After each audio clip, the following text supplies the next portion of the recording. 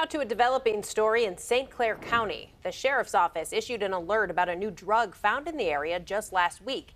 Desomorphine, or Crocodil, is a powerful opioid-like substance that's approximately 10 times more powerful than morphine. It gets its name because the skin of a long-term abuser can look greenish and scaly.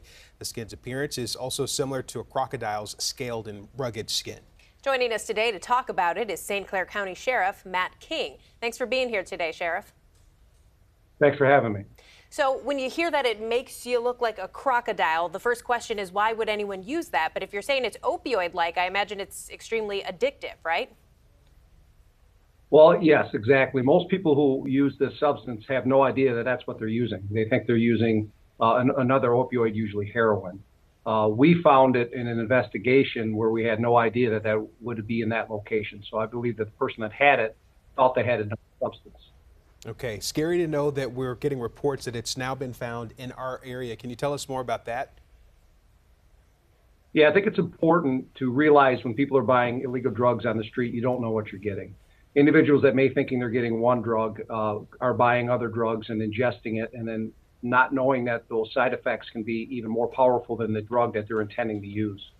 This drug is resistant to Narcan, which is the life-saving drug that we use to stop people from dying from overdose.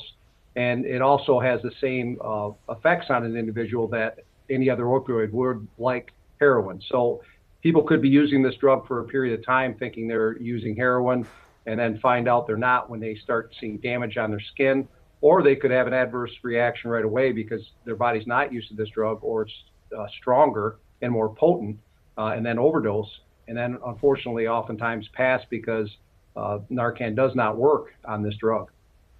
And why do you think it is popping up? I mean, is it cheaper to produce, especially under the guise of being another drug? Why do you think you're finding it now?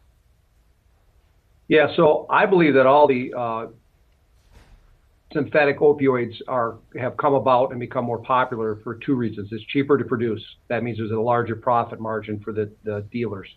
And there's less time to create the drug. But also oftentimes people are buying something that they either think is heroin, or maybe they know it's not heroin, but they can make more money on it and sell it. I believe this individual that bought this drug thought they were buying something else. We believe it was bought over the internet. And of course, you never know what you're getting with any illicit drug when you buy it. But certainly when you buy it over the internet, you don't even know a face or name on the other side of the line that you're buying this from. So totally unpredictable is the substance you get. And this individual, I believe, thought he was buying another drug, and it turned out to be desomorphine. So it's pretty scary to see it pop up in our community, first time ever in St. Clair County.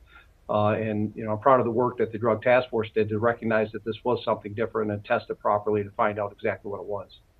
When someone is in the grips of addiction, we know they're not necessarily thinking clearly and won't be making the best decisions. Even with us talking about this severe warning, people may be afraid to speak up. Any response to that? And what is the message that you're sending out to the general public concerning this drug being on the streets? Yeah, well put. The addicted people in our communities, they don't always make the great decision. They find that they're getting the same high from the substance.